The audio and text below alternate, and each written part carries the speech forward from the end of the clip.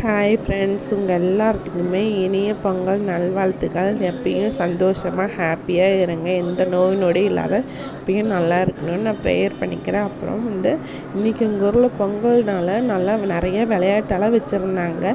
First போட்டி என்னென்னா கோலப்போட்டி தான்.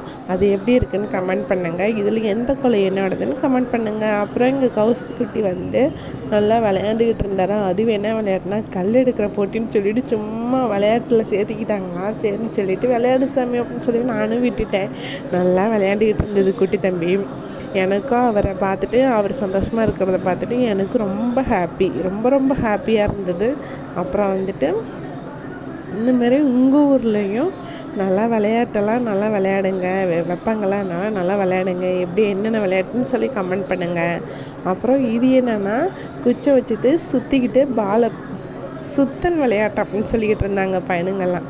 இதுவும் ஆனால் டிஃப்ரெண்ட்டாக தான் இருந்தது. வச்சுக்கிட்டு சுற்றிட்டு ஒரு 5 சுற்று சுற்றிட்டு அப்புறம் பால் போடணும் தண்ணியில் அப்படின்னு சொன்னாங்களா. அந்தமாரி போட்டுக்கிட்டு எல்லாம் பண்ணிகிட்டு இருந்தாங்க. அப்புறம் ஒரு சைடில் பார்த்தா கௌஷிக்குட்டி மைக்கில் சும்மா பேசிக்கிட்டு இருக்கிறாரு.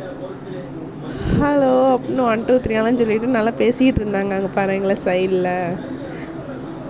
அப்புறம் எல்லாம் நல்லா ஜாலியாக எல்லா பையனுங்களும் நல்லா ஜாலியாக என்ஜாய் பண்ணாங்க.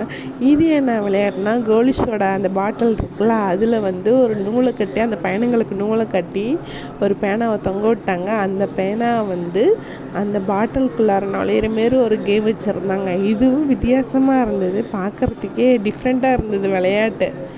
இதுவும் நாங்கள் என்ஜாய் பண்ணோம். இந்தமாரி டிஃப்ரெண்ட்டான விளையாட்டு இருந்துச்சுன்னா எனக்கு கமெண்ட் பண்ணுங்கள்.